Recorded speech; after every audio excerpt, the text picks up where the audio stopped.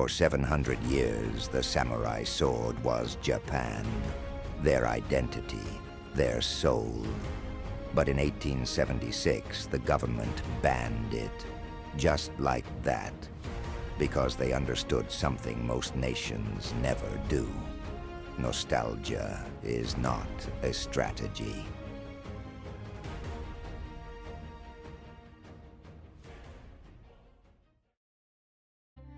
Listen up. 1853. Japan's been asleep for 250 years while the rest of the world got strong. Then Commodore Perry rolls up with his American gunboats and says, "Open your ports or we'll blow you to pieces." That's the universe giving you a choice. Adapt or die. The samurai? Absolutely furious. But here's the thing. Their swords? Useless against gunpowder. They could cry about the old ways, or they could face reality. The weak complain. The strong, they adapt. That's lesson one. The world doesn't care about your feelings. 1868. Emperor Meiji is 15 years old. 15. And he's like, you know what? We're done being weak. He didn't ask for permission. He didn't form a committee. He seized power from the old guard and said, "We're going to become the most powerful nation on Earth in 1 generation." Absolute beast mode. They abolished the samurai class, banned swords, burned 700 years of feudal tradition. You think that was easy? These warriors had pride going back centuries. But Meiji said, "Your pride is making us weak. Adapt or get out of the way." Ruthless. That's what winning requires. 1871. Meiji sends his best people to America and Europe. The Iwakura mission.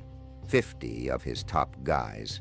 Their job? Steal everything. Study factories, banks, schools, militaries, governments. No ego, no our way is better, just pure execution. Learn what works and bring it back. They came back and built factories everywhere, silk mills, steel plants, shipyards, railways. In 10 years, they went from feudal farms to industrial powerhouse. That's innovation. They didn't invent the technology. They adapted it faster than anyone thought possible. Speed beats perfection. Education became mandatory. Every kid, rich or poor, had to learn math, science, engineering, Western languages. They understood something most don't. Your nation is only as strong as your people. You want power? Invest in making your population elite. No excuses. The military? Completely rebuilt. Prussian-style army, British-style navy. They took samurai warriors and taught them modern warfare. These guys went from swords to rifles, from honor codes to strategic thinking. They kept the discipline, dropped the outdated tactics. That's smart adaptation. 1889. Meiji gives Japan a constitution. Not because he's soft, because strong nations have systems. They studied every constitution in the world and built one that worked for them. They didn't copy-paste. They innovated, took what worked, adapted it, executed. 1894. First Sino-Japanese War. China, massive ancient empire. Japan, the new kid. Everyone bet on China. Wrong. Japan destroyed them in 9 months. Why? Because while China was stuck in the past, Japan had adapted. They had modern ships, trained soldiers, and industrial power. Korea, Taiwan, taken. Japan wasn't playing games. They saw the European powers colonizing Asia and said, "We're not getting colonized. We're doing the colonizing." You think that's brutal? That's geopolitics. The strong eat, the weak get eaten. Choose your side. Then comes the ultimate test. Russia. Russia, the biggest empire on Earth. Everyone said Japan couldn't win. Too small, too new. Russia's unstoppable. But here's what separates winners from losers. Winners don't listen to doubters. They execute. February 1904. Japan launches a surprise attack on the Russian fleet at Port Arthur. No warning, no declaration of war first. Just strike hard, strike fast. People called it dishonorable. Winners call it strategy. While your enemy's sleeping, you're taking everything. The land battles in Manchuria? Brutal. Russians had more men, more resources. But Japan had discipline, better training, faster decisions. They adapted to every Russian tactic. When Russia went left, Japan was already right. That's the power of execution at speed. Russia sends their Baltic fleet, 18,000 miles around the world to destroy Japan. 7 months at sea. These guys were already exhausted before the fight even started. Japan, waiting fresh, prepared, and ready. That's the difference between reacting and planning. May 1905, Tsushima Strait. Admiral Togo annihilates the Russian fleet, sinks 21 ships, captures 7. Russians lose 5,000 men. Japan loses 117. That's not a battle.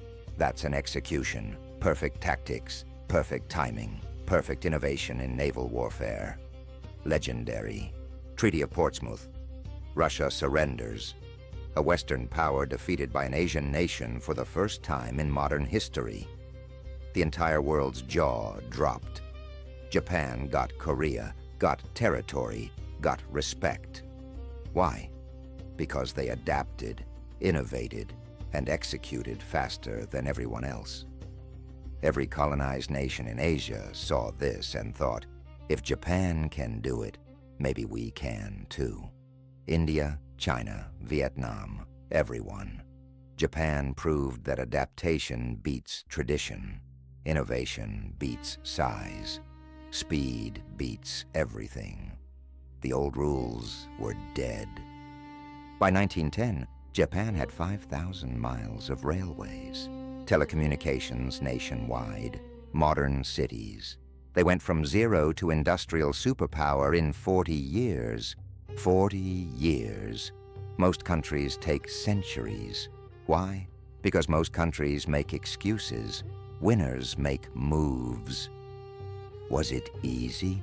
Hell no. People worked brutal hours. Kids studied until they collapsed. Soldiers trained until they bled. The weak call that cruel. The winners call that necessary. You want transformation? You pay the price. No shortcuts, no comfort, just work. 1910. Korea fully annexed.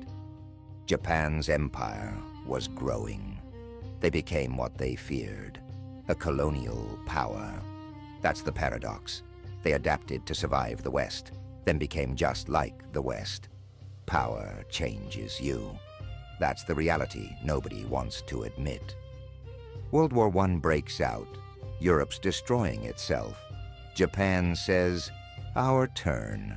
Seizes German territories in the Pacific. Expands influence in China. While everyone else is bleeding, Japan's building. That's opportunistic execution. Winners see chaos and find opportunity. Lesson 1. Adapt or die. Japan could have cried about tradition. Could have said, this isn't our way. Instead, they changed everything. Your identity isn't your prison. Your past doesn't define your future. If something doesn't work, drop it.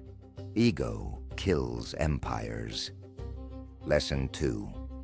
Innovate relentlessly. Japan didn't just copy the West. They improved it. Took Western tech and made it better, more efficient. Innovation isn't about inventing everything. It's about taking what exists and making it superior. That's how you dominate. Lesson 3. Execute at speed. 40 years from feudal to superpower. Most nations talk for decades. Japan moved. Speed beats perfection. Done beats perfect. While everyone else was debating, Japan was doing. That's the difference between winners and everyone else. Emperor Meiji died in 1912. From his deathbed, he could see a nation transformed, from humiliated victim to world power. That's legacy, not comfort, not safety, transformation. He paid the price. His people paid the price, but they won. But here's the warning. Success made them arrogant. They forgot the lesson, thought they were invincible. That same adaptation and innovation that built them up. They stopped doing it, got rigid. And you know what happens when you stop adapting? You die. Every empire learns this. The Meiji Restoration proves one thing. Geography isn't destiny. Size isn't destiny. History isn't destiny. Your decisions are destiny. Adapt faster than your enemies. Innovate better than your competition. Execute while they're still planning. That's the formula. Right now, your life needs a Meiji restoration. What's holding you back?